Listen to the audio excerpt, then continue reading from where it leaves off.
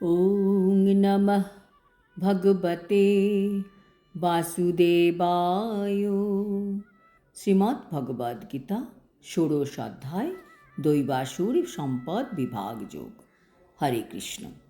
আজ আমরা 11 এবং 12 নম্বর শ্লোক দুটি শুনব। চিন্তাম অপরিমেয়াম চ প্রলয়ন্তাম উপাশ্রিতাঃ কামোপভোগো পরমা এতাবৎ ইতি নিশ্চিতা আশাপাশো তসতৈবত্তা কামক্রোধো পরায়ণা ইহন্তে কামভোগো অর্থম অন্যায়েনো অর্থ সঞ্চয়ান। অনুবাদ: অপরিসীম দুশ্চিন্তার আশ্রয় গ্রহণ করে মৃত্যুকাল পর্যন্ত ইন্দ্রিয় সুখ ভোগকেই তারা তাদের জীবনের চরম উদ্দেশ্য বলে মনে করে। এইভাবে শত শত আশাপাশে আবদ্ধ হয়ে এবং কাম ও ক্রোধ পরায়ণ হয়ে তারা কাম উপভোগের জন্য অসৎ উপায়ে অর্থ সঞ্চয়ের চেষ্টা করে। তাৎপর্য: তাহলে আসরিক প্রকৃতির মানুষের চরম উদ্দেশ্য কী?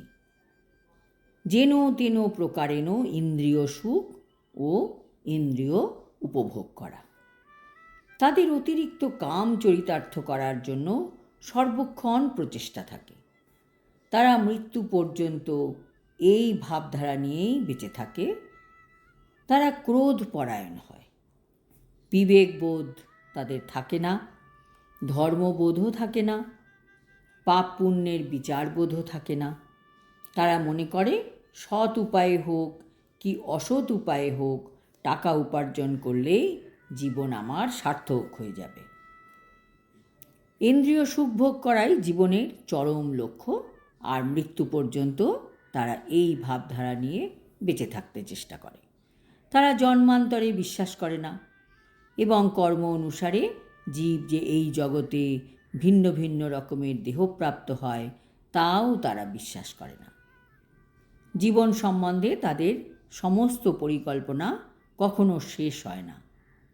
তারা একটির পর একটি পরিকল্পনা করে চলে, যেগুলি কখনোই শেষ হয় না।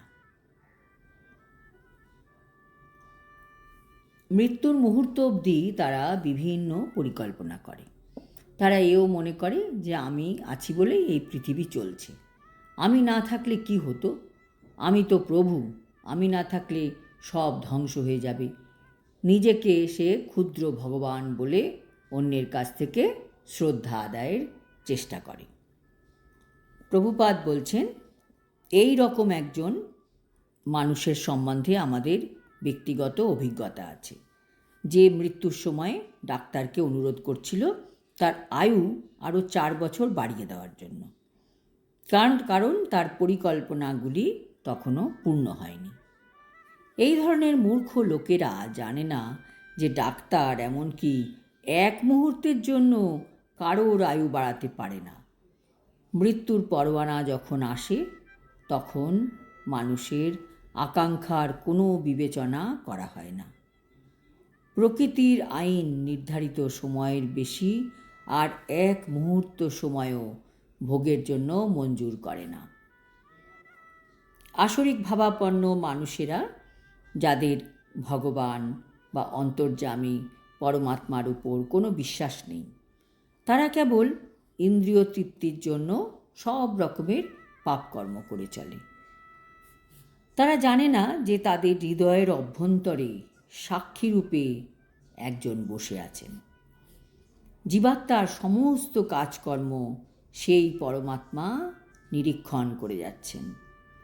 উপনিষদে সেই সম্বন্ধে বলা হয়েছে, একটি গাছে 2টি পাখি বসে আছে।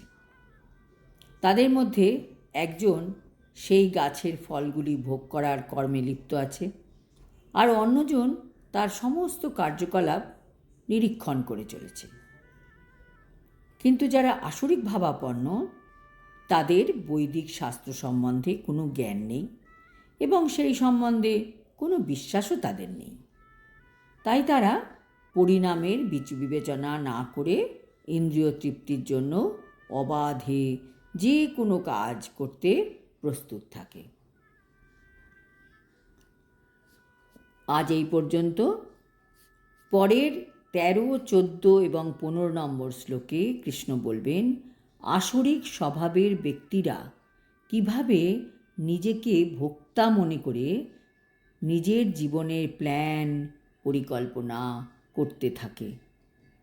হরি ওম তৎসৎ। হরে কৃষ্ণ।